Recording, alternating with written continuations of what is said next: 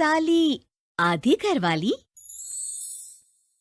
सिमरन की छोटी बहन विभा माँ के होते हुए भी सिमरन के ही पीछे लगी रहती थी।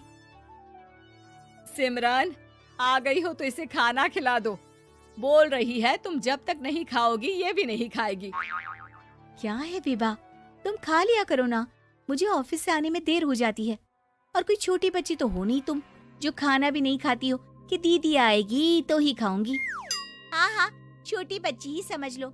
और एक बात, जब आपको पता है कि मैं आपके बिना नहीं खाती हूँ तो रोज रोज क्यों बोलती हो? अरे क्या है ये, दोनों बहनें कम माँ बेटी ज्यादा लगती हो।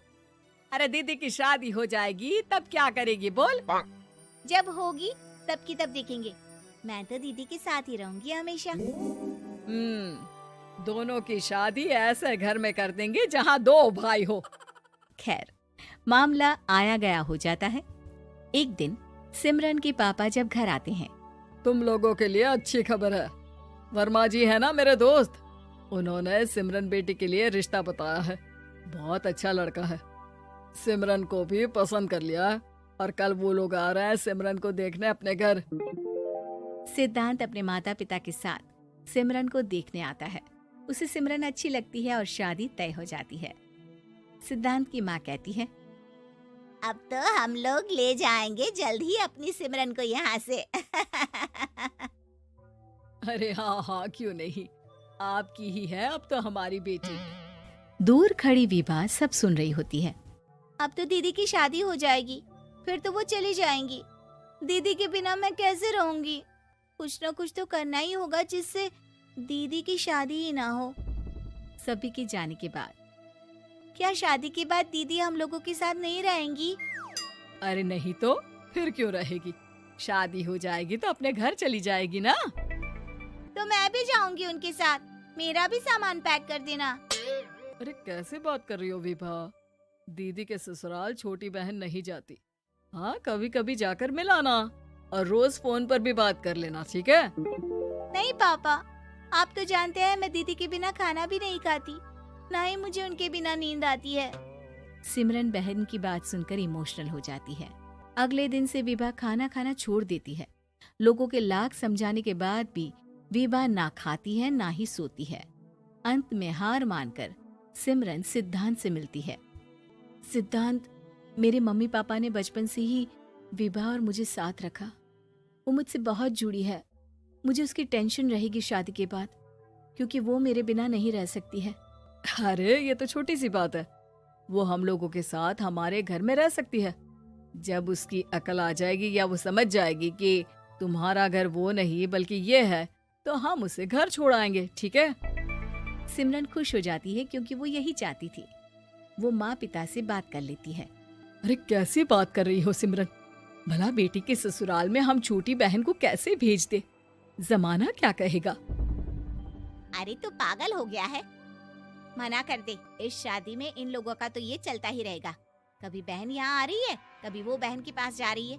अरे शादी हो रही है, कोई मजाक थोड़ी ना हो रहा है ना बाबा ना। माँ कैसी बात कर रही हो? सिमरन से मैं जुड़ाव महसूस कर रहा हूँ और इतनी सी बात के लिए इतनी अच्छी लड़की को कैसे छोड़ सकता हूँ?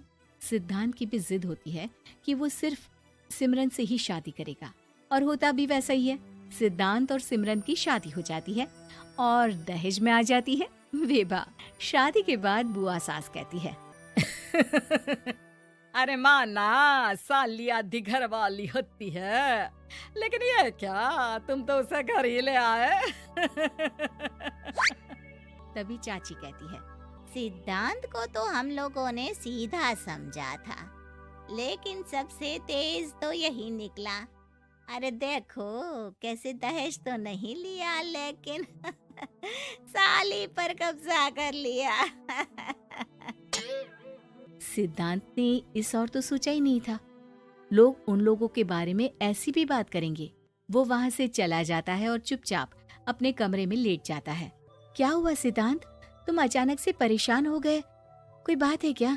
अरे नहीं नहीं, वो थक गया था ना, शादी की सारी तैयारी और रस्मों के बीच, सोच रहा हूँ थोड़ा आराम कर लूँ।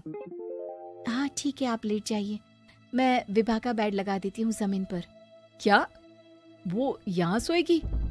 हाँ, बताया तो था कि उसे नींद नहीं आती मेरे बिना। तो तुम आराम से लेटो ऊपर, हम लोग नीचे बिछा लेते हैं। अरे नहीं नहीं, तुम दोनों आराम से लेटो ऊपर, मैं माँ पापा के रूम में जा रहा हूँ।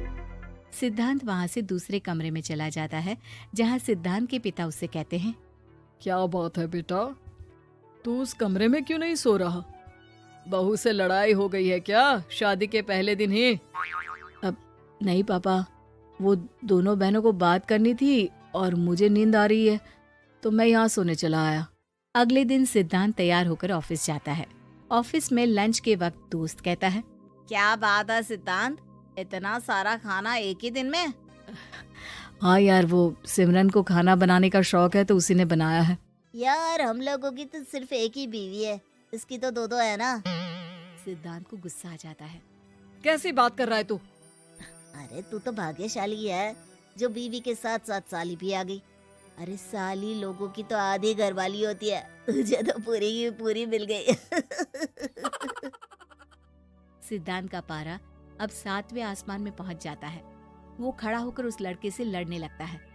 हाँ, मेरी शादी में मेरी बीवी के साथ मेरी साली भी आई है, ये सच है, लेकिन सिर्फ कुछ समय के लिए, क्योंकि उसने सिमरन को बचपन से ही माँ की तरह देखा और यूं अचानक वो सिमरन से अलग नहीं रह सकती थी। इसलिए सोचो, अगर मेरी बीवी उसके लिए माँ का स्थान रखती है तो मेरा दर्जा क्या हुआ? तभी वहाँ बॉस आ जाता है। माफ करना सिद्धांत, यहाँ इस मेंटल लेवल के लोग हैं, जरूरी नहीं साली सिर्फ आधी घरवाली ही हो, कभी वो छोटी बहन तो कभी बेटी भी होती है। वेल डन सिद्धांत। सिद्धांत को अब ऑफिस में कोई कुछ नहीं कहता, लेकिन आस पड़ोस का वो तो वही हाल रहता है। सिद्धांत ऑफिस से घर की ओर आ रहा होता है कि रास्ते में उसे अपनी कॉलोनी का दोस्त मिल जाता है। क्या बात है, चेहरे की चमक बता रही है, शादी से बड़ा खुश है तू, क्यों?